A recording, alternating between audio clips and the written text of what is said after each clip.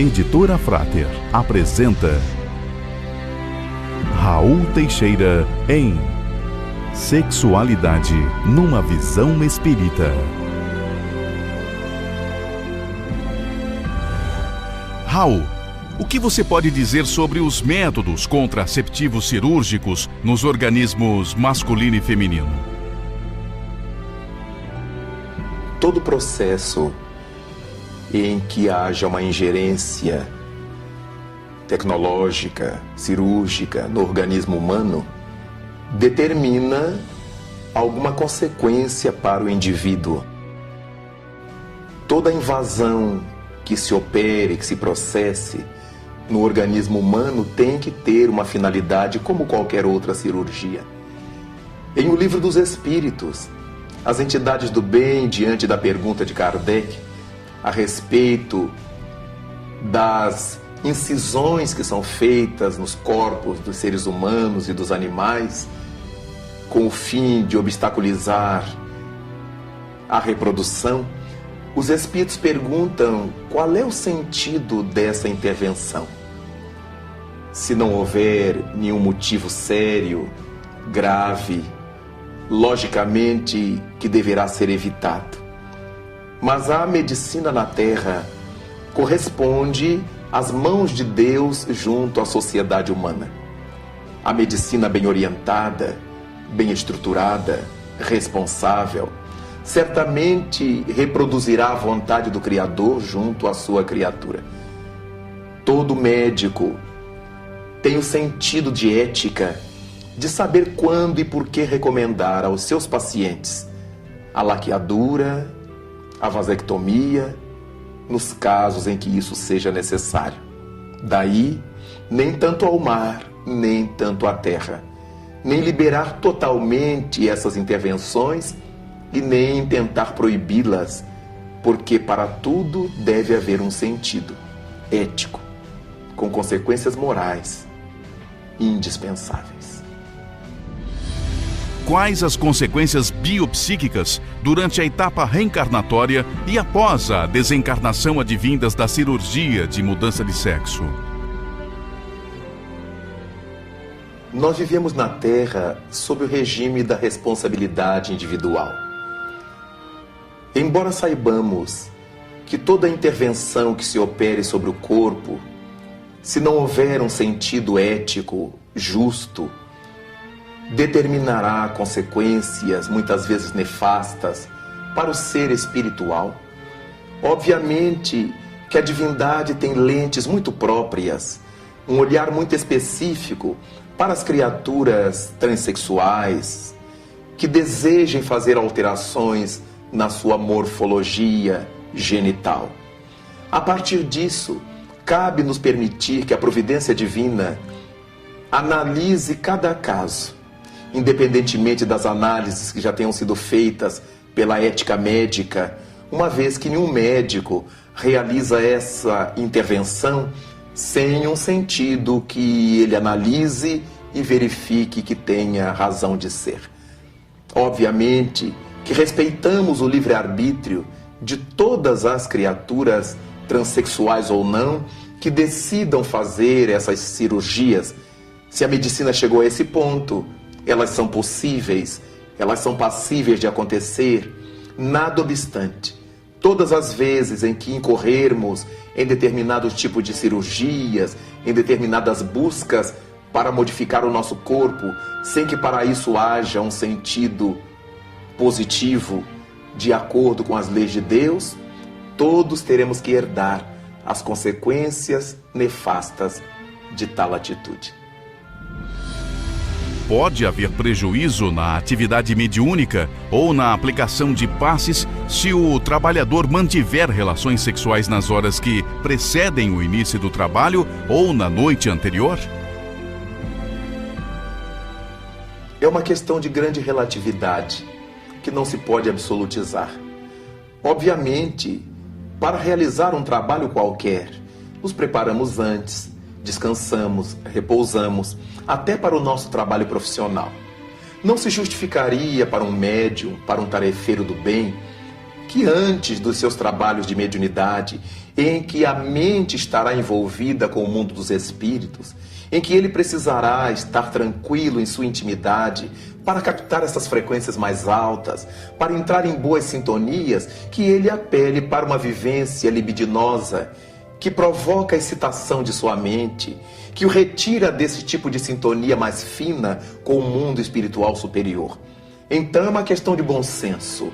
Obviamente, numa emergência, numa necessidade que a divindade saberá avaliar, uma criatura que estivesse envolvida numa situação dessa e sem saber que logo adiante seria requisitada para aplicar um passe, ela tem o atenuante de não saber e não vai se negar a prestar um serviço porque acabou de ter um relacionamento íntimo com alguém.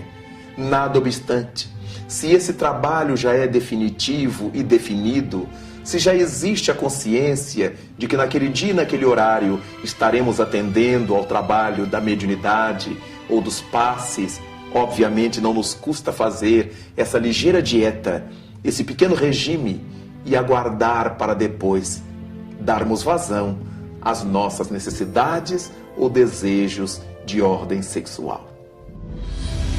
A masturbação possui consequências psíquicas deletérias? Quando se fala em masturbação, o prazer gerado pela própria criatura, nós entendemos com a psicologia que essa prática determina um relaxamento das tensões sexuais. Todo indivíduo, fora os casos patológicos de vícios graves, que apelam para a masturbação, deseja aliviar-se dessas pressões íntimas da libido. Obviamente que isso caracteriza determinadas fases da vida do indivíduo, principalmente na adolescência, no conhecimento do corpo, conhecimento de suas funções, quando a criatura se sente descobridora das suas possibilidades, para casos extremos de carências e outras situações muito bem definidas pela medicina, pela psicologia. Naturalmente que quando a masturbação se converte numa viciação sexual, o indivíduo cria vínculos mentais com entidades vampirizadoras do seu pensamento sexual. O problema não é o lado orgânico, não é a excitação das gônadas, das glândulas sexuais, é a excitação mental. Porque a criatura, para buscar elementos libidinosos, vai para o campo da mente, vai para o campo do psiquismo e engendra quadros. E ao engendrar os quadros, certamente entra na sintonia de entidades, muitas vezes exploradoras, virulentas, que passarão a encontrar nessa criatura um vaso perfeito para o atendimento de suas pretensas necessidades. Todas as vezes em que essas entidades o desejarem, projetarão sobre a mente da criatura viciada na masturbação as cenas que deseja, para levá-la a esse tipo de prática. De modo que, mesmo entendendo a naturalidade do fenômeno, para as situações em que ele seja perfeitamente concebível, há que se ter cuidado com a viciação. Porque toda viciação nos leva a conúbios mentais de ordem muito inferior, porque já não se presta a nada que seja útil, mas apenas a satisfação de um desejo de momento, que logo mais retornará. Como o desejo de quem fuma, de quem bebe, que não passa jamais. Alguns minutos depois, o indivíduo beberia tudo de novo, comeria tudo outra vez, fumaria tudo de novo. Deste modo, muito cuidado deveremos ter com o nosso corpo, é bem verdade, mas primordialmente com o nosso mundo mental. Diz um ditado antigo, popular, que a cabeça vazia é a oficina do demônio. Quando a nossa mente está vazia de objetivos nobres, diante do nosso corpo, da nossa vida, diante da vida, naturalmente as propostas mais comuns nos levarão a viciações bastante cruéis. Muitas pessoas se tornam símbolos sexuais da mídia e são objetos de um bombardeio psíquico dos seus fãs. Como o Espiritismo analisa essa vinculação? Nós aprendemos com o Evangelho de Jesus que a cada um é dado conforme suas obras. Todas as criaturas que aceitam essa pecha de símbolos sexuais passam a ser alvos do pensamento desajustado de todas as criaturas que a veem como tal. E desse modo, se elas se abrem para isto, se aceitam isto como uma grande honraria terrestre, passam a assimilar esses pensamentos nefastos, viciosos, que certamente acabam por lhes produzir patologias, enfermidades, dificuldades psíquicas variadas, levando muitas vezes a problemas de enfermidades graves, de fundo psicossomático. Jesus Cristo estabeleceu que o escândalo é necessário. Ai, porém, daquele que provoque o escândalo. Se o símbolo sexual é o provocador de todos esses tipos de excitações mentais que se desbordam das mentes humanas sobre ele, ele absorverá essa onda nefasta, essas energias grotescas, esses fluidos envenenados. E é muito comum que apareçam lesões no aparelho genital, lesões nas glândulas sexuais, tormentas psiquiátricas, criaturas que passam a ter enxaquecas intermináveis, dores de cabeça, alucinações, sem saber que tudo isto é fruto dessa onda mental na qual se alimenta, na qual se nutre. Quando vemos nas bancas de jornais, nas bancas de revistas, as incontáveis revistas de nus, sejam chamados de nus artísticos ou nus eróticos, e vemos aquela quantidade de moças e de rapazes, de homens e de mulheres expostos ao desejo alheio, não podemos imaginar sequer o quanto de tormentos passarão a experimentar a partir do dinheiro que ganharam nas fotos eróticas que produziram. Porque, afinal de contas, a cada um é dado conforme suas obras. E se as nossas obras são de libidinagem, com o único interesse de despertar a excitação libidinosa das pessoas, nós recebemos na mesma contrapartida.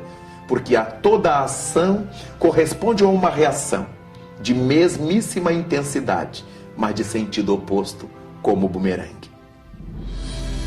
Em ambientes públicos, muitas pessoas se cobiçam sexualmente. Quais as implicações espirituais desse comportamento?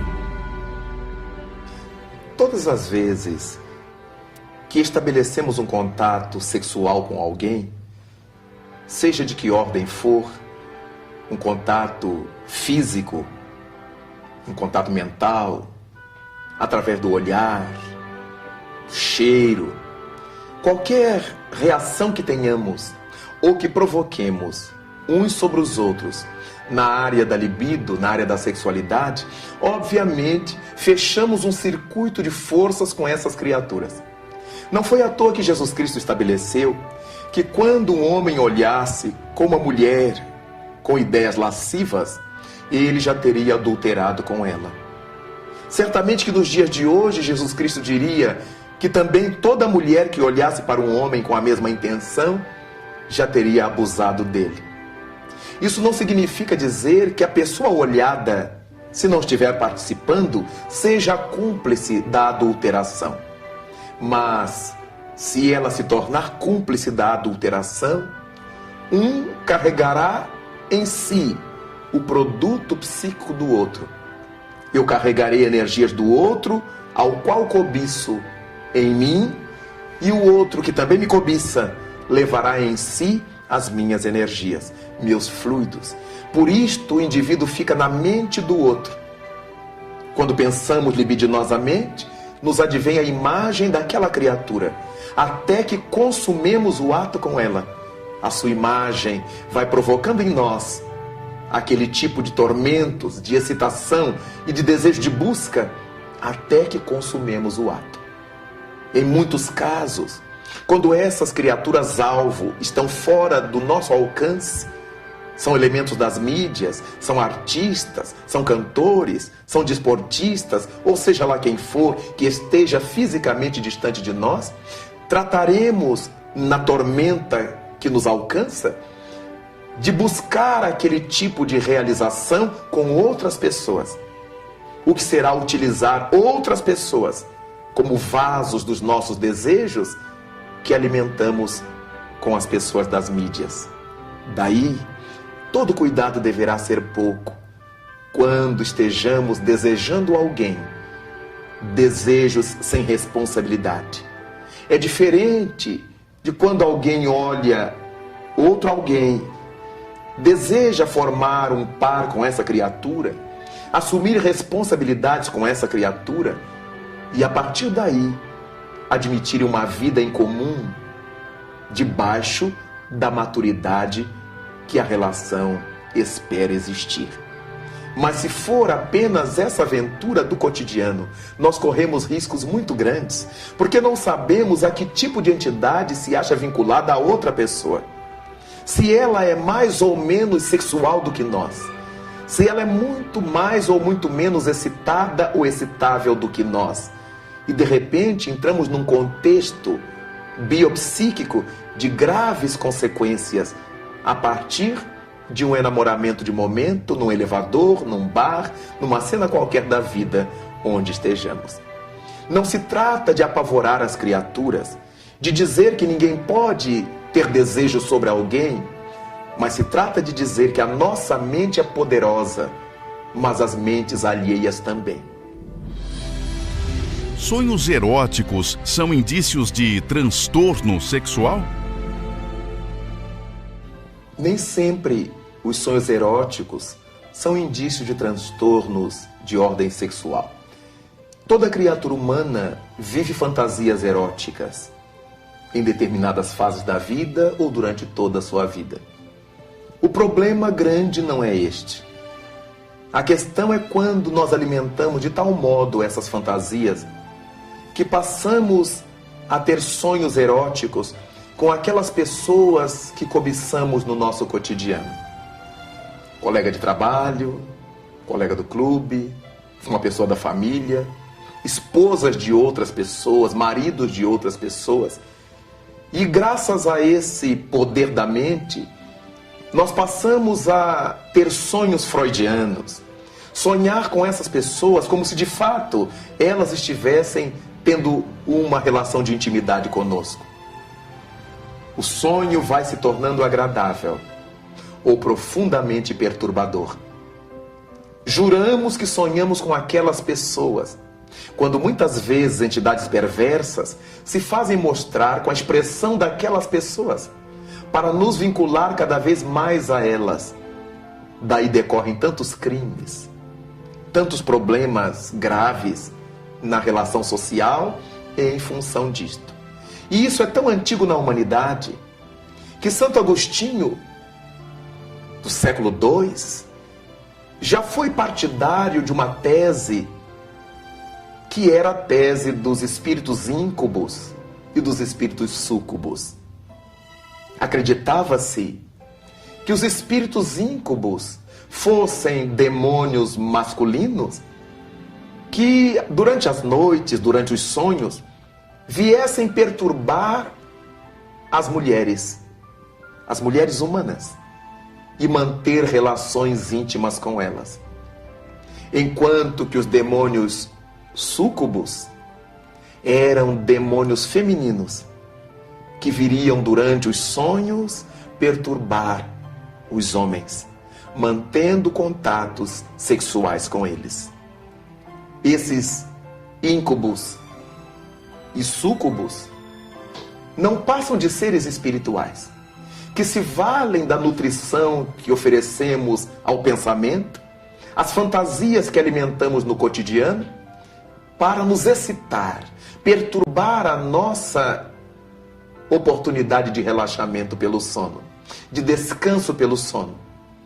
E muitas vezes essas pressões são de tal ordem que o indivíduo chega à ejaculação, o que nas fases jovens da vida são as poluições noturnas dos rapazes, ao longo da existência, pode ser provocado por essas insinuações espirituais, essas ações espirituais que são alimentadas pelas fantasias que nutrimos em nossa consciência.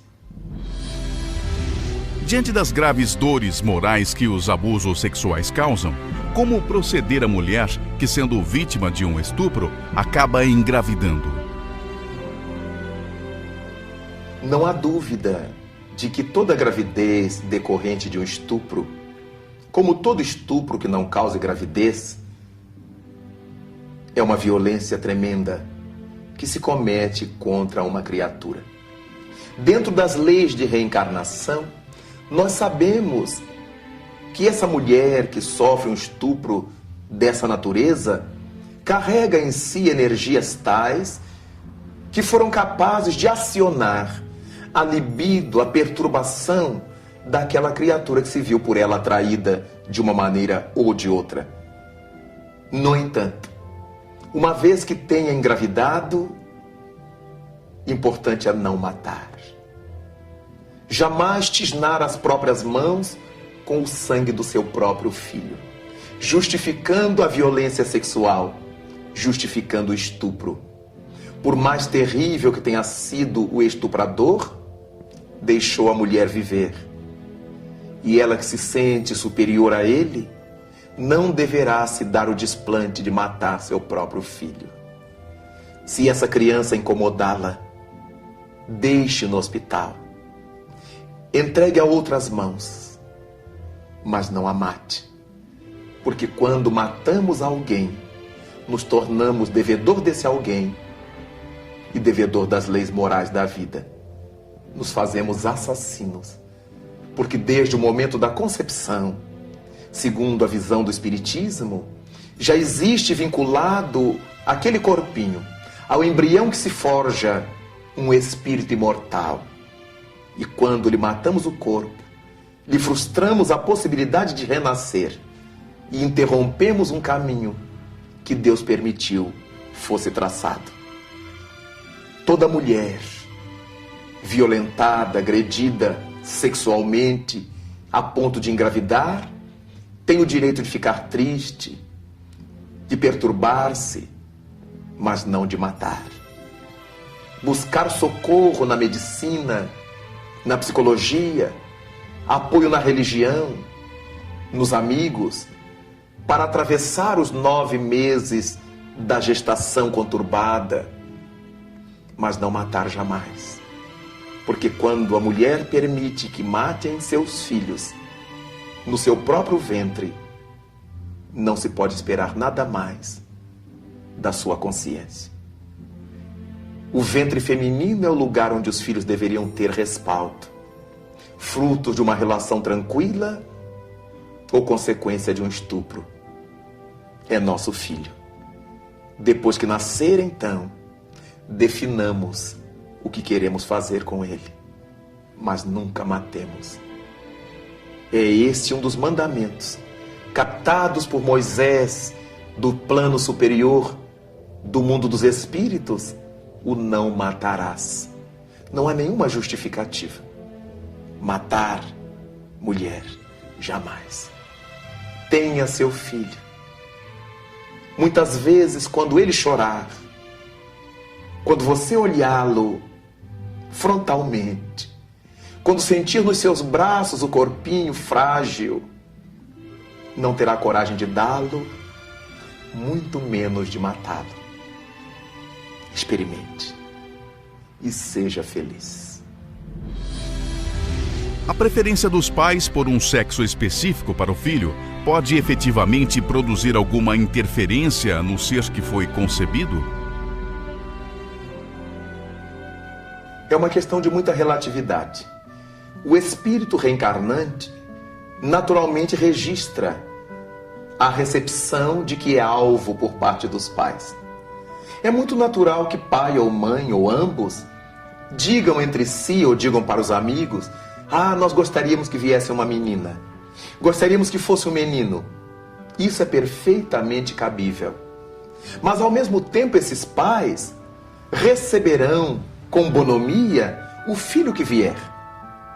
Então, claro que isso não vai causar problemas sobre o espírito que se vê acolhido pelo amor, pelo carinho desses pais. Nada obstante, existem casais em que o pai rejeita a criança se não tiver nascido o sexo que ele esperava. A mãe rejeita o filho quando não nasceu com a morfologia que ela queria.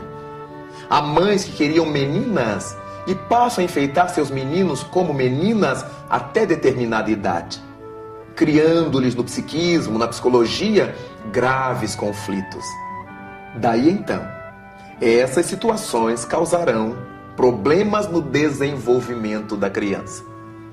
Muitas vezes, esse desejo de que nasça uma menina ou um varão é alimentado de tal maneira pela mãe, principalmente pela mãe, que ela se transtorna quando o médico lhe diz que o sexo da criança é diferente àquele pelo qual ela esperava. E desse modo, esse espírito passará a receber o sentimento de adversidade dessa mãe, o sentimento de adversidade desse pai. E por causa disto, muitas vezes, haverá interferência no seu psiquismo, depressões da criança, rebeldia da criança, indiferença dela com relação ao pai ou com relação à mãe, ou com relação a qualquer membro da família que haja alimentado de tal maneira o desejo de um sexo diferente do seu, que isso foi capaz, ou que isso tenha sido capaz de gerar dificuldades na estrutura vivencial da criança. Nada obstante, vale pensar que todas as pessoas que engravidam têm direito de desejar, na sua fantasia familiar, eu gostaria de ter um menino, eu gostaria de ter uma menina. Isso não invalida o amor que desenvolverá, o amor que dedicará ao seu filho, qualquer que ele seja qual seja a morfologia em que nasça, porque em verdade, quando a gente ama, não importa o sexo. Como a doutrina espírita analisa o adultério? O adultério, enfocado desde os tempos de Moisés, no Velho Testamento da Bíblia judaica, é um fenômeno da criatura humana. O indivíduo humano renascido na Terra tem em sua natureza ainda rudimentar essa tendência à traição. O adultério é um tipo de traição. E nós podemos adulterar tantas coisas. Adulteramos a língua que falamos, adulteramos o que os outros falam, adulteramos uma imagem que vemos, simulamos coisas que não estão acontecendo. E existe esse processo da traição entre cônjuges, que nos acostumamos a chamar de adultério. Obviamente que é alguma coisa reprochável pelo bom senso, independente de que seja um bom senso à luz do espiritismo. Qualquer pessoa amadurecida entenderá que, não gostando de ser traída, não deverá gostar de trair, seguindo a proposta de Cristo, de fazer ao outro o que gostaríamos que o outro nos fizesse. Desse modo, cabe a cada criatura que se sinta tentada a trair o outro, pedir ao outro socorro, ajuda, abrir seu coração, abrir sua alma. Fulano, fulana, eu tenho uma tendência terrível à diversificação. Gostaria que você me ajudasse. Quando tiver que sair, de ir à festa, vá comigo, me acompanhe, me facilite lutar contra essa pressão que eu sofro. Naturalmente que o outro não gostará, mas se sentirá devidamente confortável por ter merecido a confiança dessa exposição. É natural na criatura humana, ainda nos níveis que encontramos na Terra, essa inclinação ao adultério. Não é nada recomendável. E foi por isto que no Velho Testamento judaico, Moisés permitiu que os homens dessem carta de divórcio às suas mulheres. Hoje, as mulheres dariam também aos seus esposos, pela dureza dos vossos corações, diz Moisés. Porque no princípio não era assim. Por causa da dureza dos corações, é que Moisés permitiu que uma criatura deixasse outra, que o marido abandonasse a esposa numa sociedade machista como era a sua, e que hoje permitiria que também a mulher deixasse o seu esposo, quando houvesse esse nível alto de desrespeito e que o amor não fosse capaz de cobrir, de superar, de enfrentar. É notório que a chamada revolução sexual alcançou a grande mídia, com a crescente exposição de imagens e conceitos antes tidos como tabus ou tratados de forma restrita. Como deve ser entendida essa situação? Todas as vezes que as mídias entram na questão da sexualidade, costumam fazê-lo de forma deficiente. As propagandas governamentais estão sempre buscando resolver os efeitos, seja através de preservativos, seja através de coisas que não educam, apenas criam hábitos mascaradores. Seria importante que todas as mídias que adentrassem na questão sexual tivessem por trás de si indivíduos humanos educados a tal ponto que pudessem projetar o prazer e suas consequências. E ao invés de induzir as pessoas simplesmente ao uso das camisinhas, dos preservativos de que ordem for, também lhes ajudasse a suplantar o instinto, a reeducar o instinto, porque nós não somos irracionais. Nós sabemos que na hora em que temos fome, se devemos comer ou se devemos esperar um pouco. Se é para comer na hora em que a fome chega ou se é para nos alimentar horas depois. A criatura que raciocina deverá saber usar o que a mídia oferece, quando seja positivo, e descartar o que seja negativo. Neste capítulo, estamos encontrando o sexo através da internet. Quantos jovens são arrastados por essa caudal? Quantas crianças são mal formadas por esse incentivo? Quantos adultos se perdem, se prostituem psiquicamente, criando vícios terríveis no contato com a internet sexual?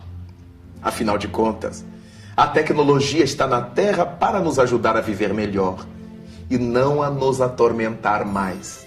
Desse modo, cabe a todos os educadores mostrar que, de fato, determinados canais midiáticos nos trazem prazeres, mas que esses prazeres estão atrelados a comprometimentos graves com a nossa própria Constituição.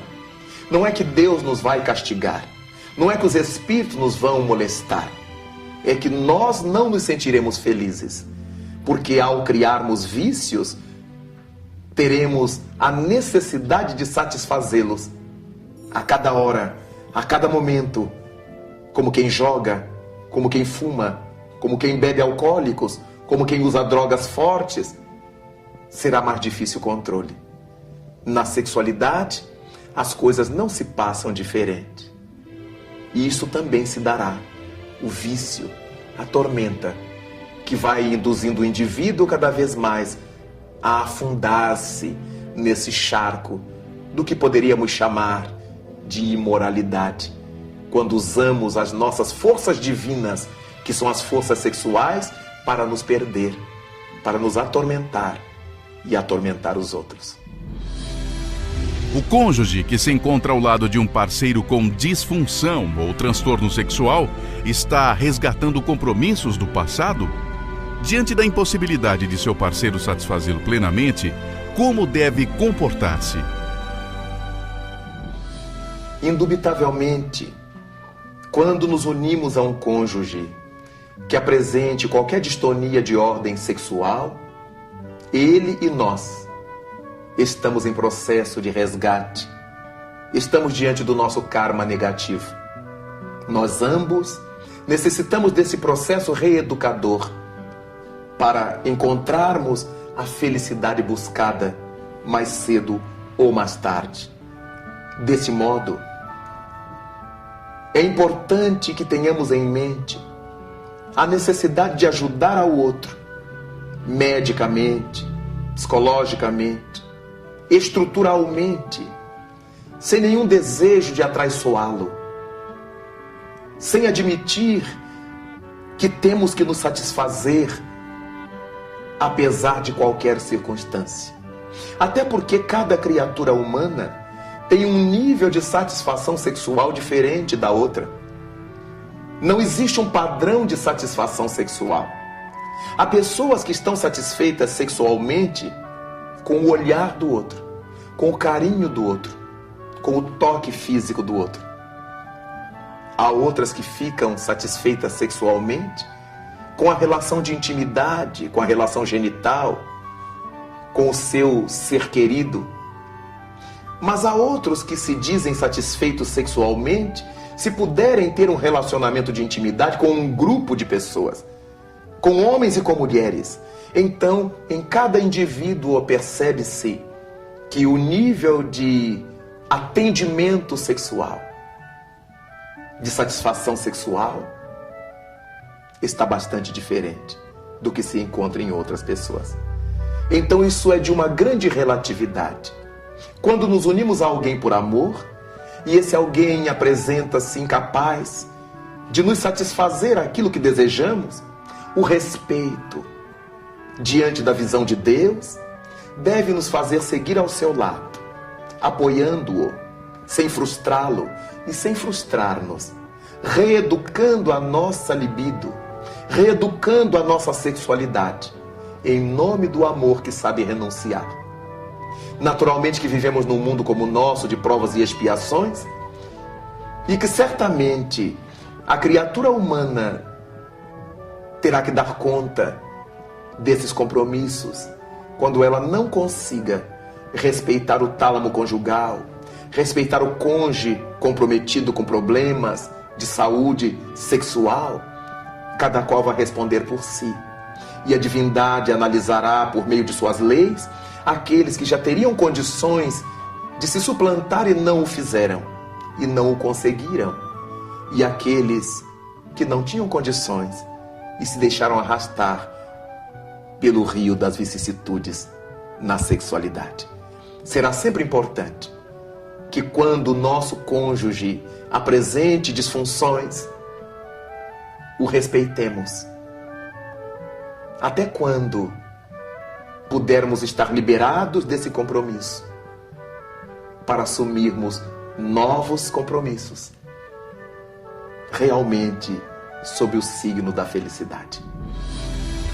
O que devemos entender da postura de dois parceiros que, sem ter compromissos afetivos sexuais com terceiros, mantêm entre si relações sexuais, cientes de que o relacionamento deles não resultará em uma convivência duradoura? Este é um quadro muito comum no mundo em que nós vivemos. Pessoas se conhecem, passam uma noite, passam dias, ficam, encontram-se. Não há maiores compromissos, apenas o desejo que um tem para com o outro. É óbvio que este projeto não faz parte das leis divinas. Este é um projeto que faz parte dos hábitos humanos. A divindade os compreende, sem dúvida, pelo nível de evolução em que nos encontramos. Mas nós criamos vínculos que seriam dispensáveis com criaturas que muitas vezes nada tem a ver com a nossa vida, nada tem a ver com a nossa realidade espiritual. Mas por causa daquele momento de prazer que se deseja ter, sem compromissos, em nome dessa liberdade atitudinal, nós criamos tantos amarramentos, tantas amarrações para um futuro complicado. Porque todas as vezes que fazemos sexo com alguém, fechamos um circuito de forças com esse alguém. Passamos a nos nutrir das energias dessa pessoa e ela das nossas.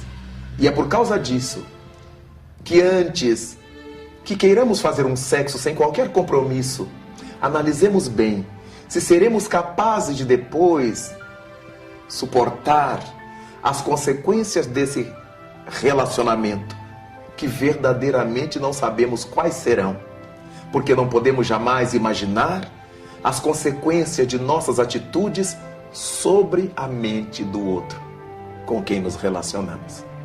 Às vezes garantimos por nós, mas não conseguimos garantir pelo outro. Vale a pena, a partir disso, pensar bastante, como pessoas adultas, maduras, responsáveis, se conseguiremos dar conta depois das consequências desses nossos atos. Alguns benfeitores espirituais recomendam educação e controle para o sexo. Terapeutas sexuais defendem a liberação de forma responsável. À luz do Espiritismo, como devemos analisar essa questão? Essa formulação se parece paradoxal, porque se, ao mesmo tempo, algumas correntes de terapeutas não admitem o controle por ser castrador, mas dizem que a relação deve se dar em nível de responsabilidade, toda responsabilidade é castradora.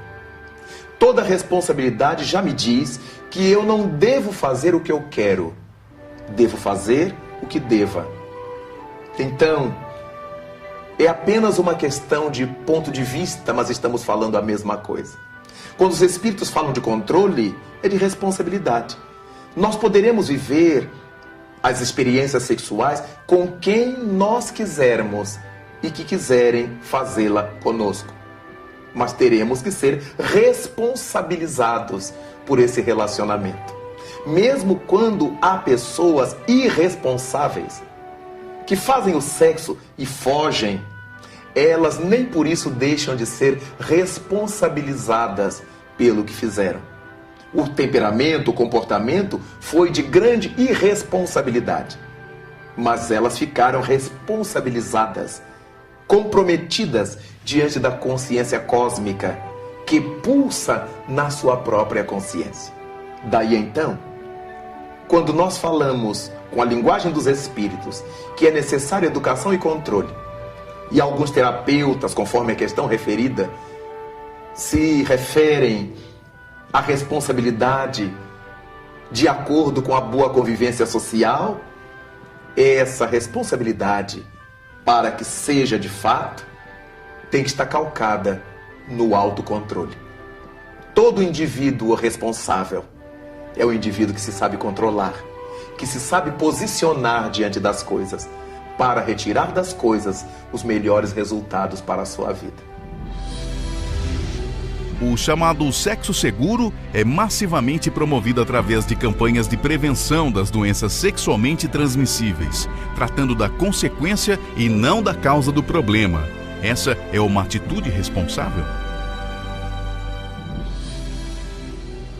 Todas as campanhas massivas que temos testemunhado em nossa sociedade, venham elas de órgãos governamentais ou não, de fato elas procuram atender às consequências. Isto porque existe um desnivelamento muito grande entre a questão do comportamento dos indivíduos e a educação. Estamos numa época em que a educação tem sido mais um discurso interesseiro, oportunista, do que uma prática vivencial. Desde o cerne da família, a questão educacional vai sendo deixada de lado pelos pais, por muitos pais, pelos responsáveis pela educação infanto-juvenil. Por parte das autoridades nem se fala. Numa busca ansiosa por números, por estatísticas, nós vamos verificando que a verdadeira educação popular vai ficando em segundo e em terceiro planos. De modo que quando ouvimos falar de preservativos, de camisinhas, são problemas consequenciais. Deveríamos trazer à baila a questão educacional. O que é o sexo? Com quem vivenciar-se o sexo? O ser humano não pode ser uma máquina de prazer. A criatura humana não pode ser buscada apenas para o prazer. Ela tem em si outras dimensões espirituais, artísticas, sensoriais, sentimentais, que fazem com que a criatura humana tenha outros valores. Não podemos olhar para uma pessoa e ver-lhe o corpo. Temos que aprender a ver na criatura que a gente gosta, que a gente admira, a sua mente, a sua sensibilidade, a sua estesia, a sua arte, a sua inspiração, para que essa pressão sexual que envolve a criatura na sociedade possa diminuir um pouco. Sabemos que o sexo é a energia criadora e a presença de Deus no mundo. E por causa disto, admitimos que, como todas as coisas de Deus no mundo que fazemos mau uso, fazemos também mau uso do sexo. A nossa visão, a nossa audição, a nossa fala, tudo usamos de maneira indevida. Todos os recursos que Deus nos concedeu, usamos muitas vezes de forma negativa, de forma ruim para a nossa existência. Mas não foi para isso que Deus nos las deu. Não podemos ter vergonha da sexualidade, porque Deus não teve vergonha de criar o sexo. Logo, é uma coisa bonita, é uma coisa bela, que tristemente a humanidade aprendeu a fazer mau uso, e muitas religiões trataram de colocar-lhe um peso tão grande como coisa diabólica, que passamos a ver o sexo nesse ambiente escuro, nesse desejo de fazer às escondidas, sem olhá-lo de frente e verificar que ele é a presença da vida em nós. Daí caberia às nossas autoridades, quando formadas por pessoas de bem, trabalhar a educação das comunidades, ensinando o que a sexualidade representa. Mas, por outro lado, num mundo materialista, numa sociedade materialista, o sexo vem sendo visto apenas como fonte de prazer. Não existe essa correlação entre a sexualidade e a vida espiritual, entre as estesias da alma e a boa experiência sexual. Desse modo, é muito difícil entender que o trabalho de Gandhi na Índia, libertando seu povo, era um trabalho que envolvia sexualidade, masculinidade, não machismo. Masculinidade, energia, força.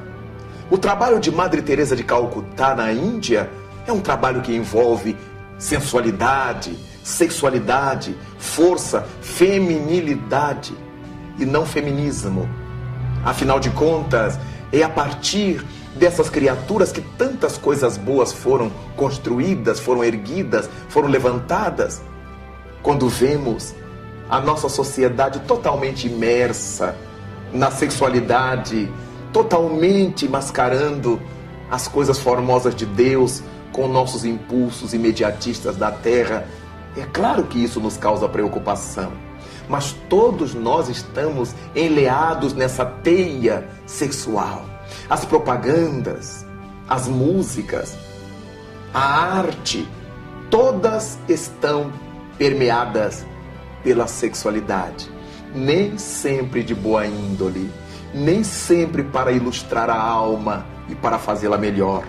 Cabe a cada criatura de bom senso, pai, mãe, irmão, professor, mestre, autoridades educacionais, pararem para pensar que o mundo seria bem melhor, as sociedades se relacionariam bem melhor se o sexo, presença de Deus na criatura humana, fosse mais respeitado e não fosse encarado apenas como uma fonte de prazer sensorial.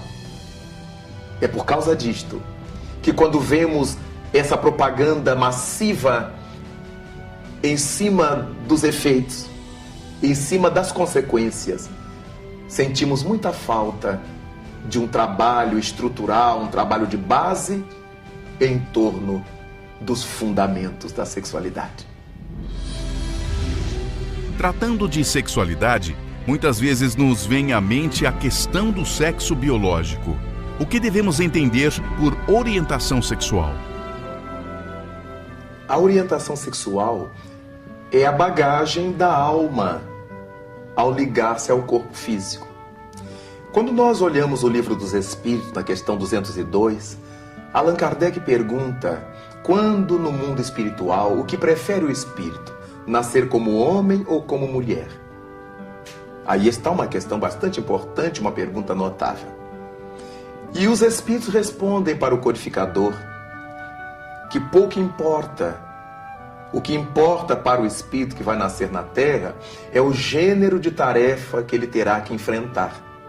De acordo com a tarefa que ele tenha que desempenhar no mundo, um corpo feminino poderá ser-lhe mais útil do que um corpo masculino, ou vice-versa.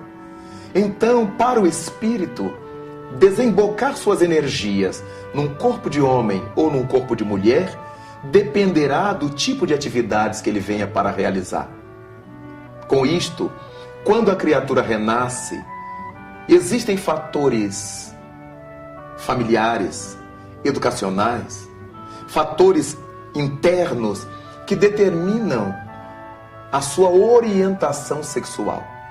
É a partir daí, quando a criança se desenvolve e entra na adolescência, que ela fica naquele lusco-fusco, naquela dualidade de inclinações, ele vivencia as experiências com seu pai, com outros homens, com sua mãe, com outras mulheres, e se identifica mais com um, mais com o outro ou com ambos. E a partir daí, para muitos espíritos, surge a chamada orientação sexual. Alguns se tornam homossexuais. Significa que o que lhe satisfaz a mente é a energia masculina. E se eles carregam um corpo masculino, eles se tornam homossexuais. Porque eles gostam da energia do mesmo sexo. Se se tratar de uma menina que encontra essa alimentação numa psicologia feminina, naturalmente ela será homossexual. Haverá outros que se identificam tanto com um, tanto com outro, e poderá adotar uma inclinação bissexual. Para a sua atividade sexual, libidinosa, tanto faz o relacionamento com homens, quanto com mulheres.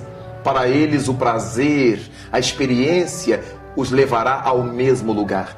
Então são chamados de bissexuais. E há dentro dessa questão de orientação sexual variados caminhos que a alma pode escolher para percorrer. Não se trata de serem endemoniados, doentes, encapetados. Não se trata disto. Trata-se de uma alma num processo de experimentação, de vivências, de lutas, de conquistas, que fará com que ela se defina para levar a sua vida adiante. O que pesa na questão sexual não é a orientação se o indivíduo é hétero, é homo, é bissexual. O que importa é o seu caráter, é a maneira como ele vive, como ele enfrenta a vida, como ele realiza a sua existência. Na nossa sociedade, existe um hábito muito cruciante, muito negativo, que é aquele de nós analisarmos as pessoas por sua orientação sexual. Se alguém se disser heterossexual, pode fazer o que quiser, que ninguém mais dará importância à sua honra, à sua moralidade. Mas se for homossexual, todos os holofotes estarão voltados para esse indivíduo, que pagará com suor e lágrimas a sua orientação sexual. É importante pensar que na nossa sociedade, jamais alguém cobra do heterossexual o fato dele ser corrupto, de ser venal, de ser uma pessoa de má vida, de má índole, de ter várias mulheres ou vários homens, porque são heterossexuais. Então o problema da nossa sociedade precisa ser a moralidade, a ética com que os indivíduos vivem, e não a escolha que fizeram para a sua vida de intimidade, que afinal de contas não diz respeito a ninguém. Todas as vezes em que passamos a priorizar a inclinação sexual de alguém, a orientação sexual de uma pessoa, em prejuízo de tudo quanto essa pessoa é e faz, a nossa sociedade está em rumos muito perigosos. Porque então os indivíduos mentirão, falsearão, fingirão ser o que não são, com medo do desgaste social. Quantos que se bandeiam para o casamento para se ocultar, para se esconder, porque o indivíduo sendo casado, homem ou mulher, ninguém mais desconfia dele. Mas se ele for solteiro, se ela for solteira, então os olhares da sociedade começam a bisbilhotar a sua orientação sexual. Ninguém pode fazer opção por ficar só, por morar só, sem que a sociedade bisbilhote e conclua quanto à sua homossexualidade, bissexualidade, etc. Daí, o nosso cuidado em verificar que a nossa orientação sexual diz respeito à nossa vida privativa e não aos outros. Desde que não estejamos causando prejuízos à sociedade com aquilo que escolhemos como nossa inclinação, como nossa orientação, e isso diz respeito a nós e daremos conta disso à nossa consciência e à divindade. Para a sociedade caberá o respeito com que respeitamos as leis, com que vivemos as leis, com que cumprimos nossos deveres, com que atendemos a nossa ação social pública. Daí então, todo respeito deveremos ter com as criaturas de quaisquer orientações sexuais. Em nome do livre-arbítrio, cada qual pode escolher para si aquilo que bem desejar. E a conta que cada um prestará, repito, será com a sua consciência e com as leis de Deus, que nela estão inseridas. Quando falamos de amor, de exemplos maiores, muitas vezes é citada a sublimação do amor. É cabível falarmos em sublimação do amor nos dias atuais? Teríamos exemplos para seguir? A questão da sublimação, desde sempre encantou os pensadores, os poetas, os filósofos. E Sigmund Freud teve ensejo de definir, nos seus estudos psicanalíticos, a questão da sublimação sexual. Estabelece Freud que muitas almas humanas, muitas criaturas humanas, podem abrir mão da vivência sexual, libidinosa, genital, para dedicar essa sua energia a uma obra social de peso, a um labor para com a sociedade, a uma arte, a uma outra estesia qualquer. Alguém poderá abdicar da vida libidinosa, da vida sexual genital, em prol de alguém, em prol de criar crianças num lar de orfandade, de cuidar de idosos, de atender à tarefa da música, da arte, em qualquer das suas expressões, sem que isso a desmobilize como criatura humana. Pelo contrário, isso lhe trará estesias diferentes. Analisando Freud, podemos entender que esses indivíduos que sublimam suas energias da libido estão encontrando um outro caminho para a sua satisfação sexual, já que a energia sexual é a presença de Deus em nós. É graças ao sexo que nós recriamos, que somos co-criadores com Deus. Por causa disto, a sublimação é possível mesmo nos dias de hoje. Quando víamos o sacerdócio organizado, em que as pessoas faziam um juramento de viver castas, sem relação sexual. Mas um casal que se ama, que se respeita, pode ser casto, vivendo a relação sexual. A castidade não advém da abstenção sexual em si mesma. A castidade advém da forma respeitosa e grandiosa com que se vive a sexualidade. A castidade é um modo de ser, não é uma prática em si.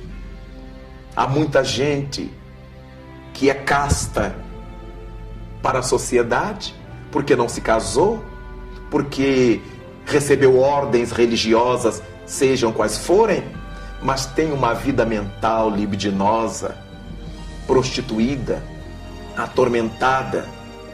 Logo, elas não são espiritualmente castas.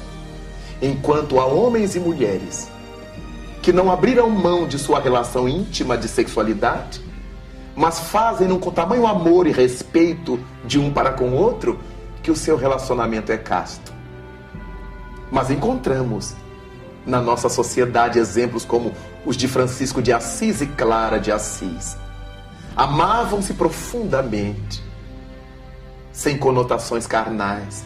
Eram irmãos de Assis, eram amigos, eram namorados espirituais. Encontramos nessas almas exemplos notáveis de sublimação.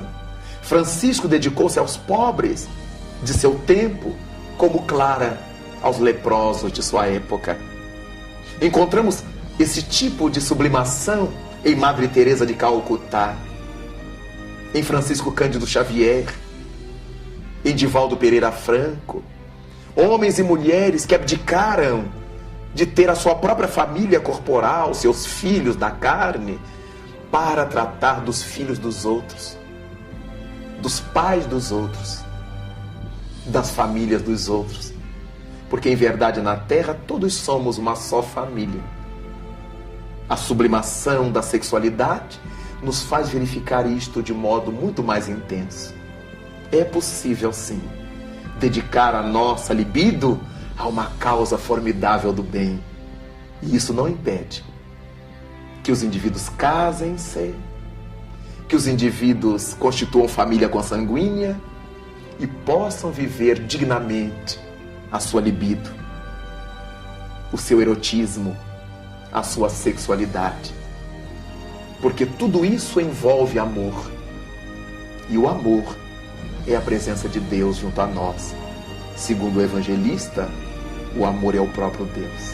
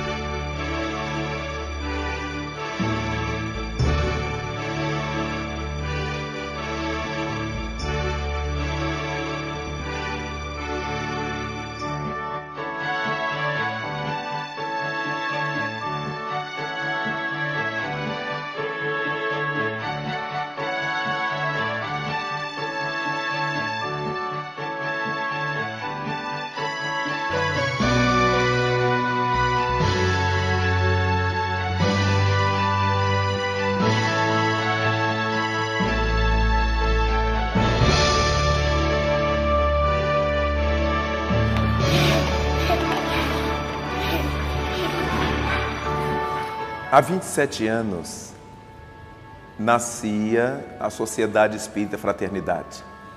Essa sociedade nasceu a partir do idealismo de um grupo de companheiros que vinham trabalhando desde 2 anos antes em atividades sociais em nossa cidade de Niterói.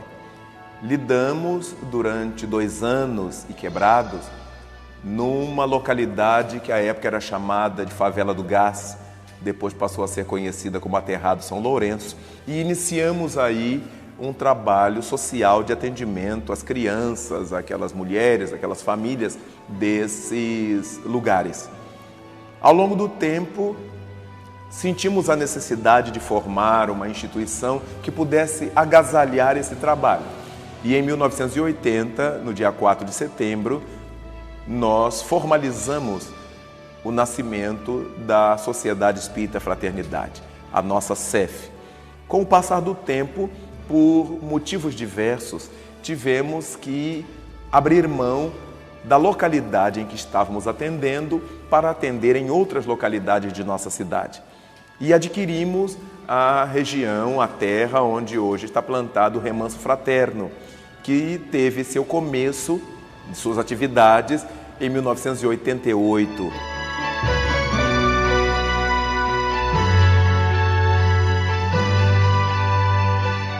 Eu já conheço o Remanso há mais de 10 anos, 12 anos talvez. Eu trabalho foi criado aqui o Remanso Fraterno, né? A gente dava aula ainda na sombra das árvores, então isso já tem uns 17 anos. Daí então, o Remanso Fraterno, que parte para completar 20 anos, certamente é o nosso polo de aplicação, de trabalho prático relativamente a tudo isso que vamos aprendendo na doutrina espírita.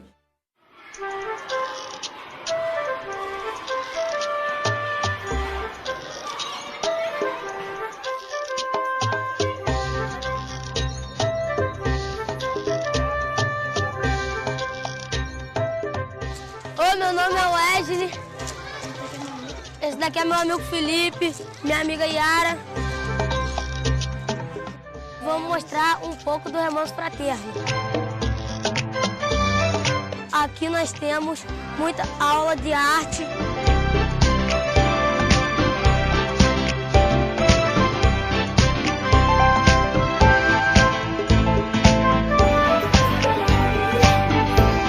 Aula de educação física. Aqui é o recreio, ali é a casinha onde que a gente brinca. Ali é a cozinha.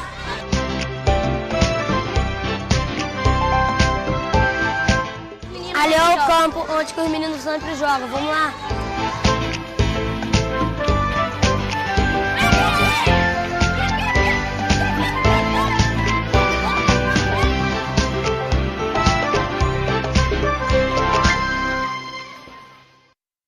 A proposta fundamental do Remanso Fraterno é dar a essas crianças socialmente carentes a possibilidade de que saiam das ruas, do crime, do vício, das drogas, da prostituição, tão comuns entre os infantis nesses tempos das nossas sociedades. O papel do remanso, eu diria que hoje é fundamental na comunidade do bairro de Várzea das Moças e do entorno, porque é um trabalho que valoriza o que as famílias têm de melhor. A gente procura resgatar a família através da criança e isso causa um impacto grande na medida em que nós ficamos com essa criança o dia inteiro e as mães ficam livres para trabalhar, para estudar e para poderem estar transformando as suas vidas. Aos sábados, abrimos o Remanso Fraterno para as aulas de evangelização. E nesses sábados, os pais, que são sempre perenemente convidados, comparecem, fazem aprendizados, as mães aprendem uma série de coisas nas nossas oficinas, enquanto há um grupo que cuida dos bebês daquelas mães que precisam assistir às aulas, às reuniões e tem as crianças pequenas. Chamamos o Cantinho do Bebê, afetivamente, aquele grupo de pessoas que cuida dessas crianças no Remanso Fraterno, enquanto as mães estão assistindo às atividades. Ao longo da semana, elas têm o acompanhamento da educação física, trabalham com os professores de educação física que procuram dinamizá-las para que estejam em boas condições físicas desde a sua infância.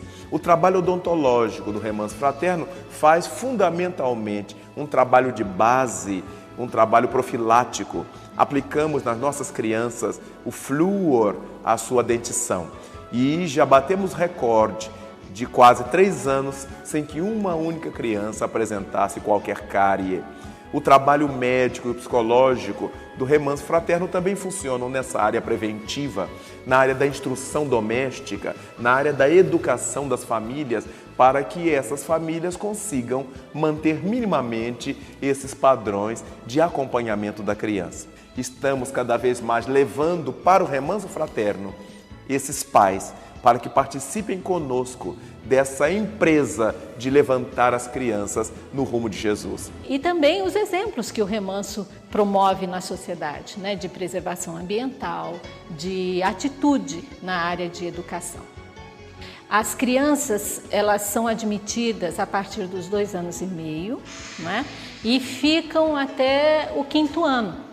Como algumas chegam nesse percurso, né, já com alguma defasagem, né, de repetência e coisa e tal, a gente tem uma média de 11, 12 anos de idade. Então é mais ou menos essa época que a criança está deixando o Remanso.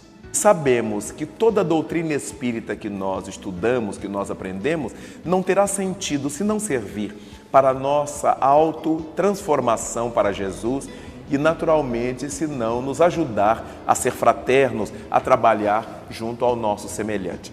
É evidente que quando a gente faz com amor, né, o trabalho sempre sai bem feito. Mas na instituição espírita, a gente, além de ter o respaldo da doutrina espírita, a gente conta também, né, com o apoio dos amigos espirituais e a coisa flui muito melhor. A cada dia a gente aprende alguma coisa a mais sobre a vida, alguma coisa a mais sobre Deus, sobre a justiça divina, sobre a bondade, sobre as leis que nos regem.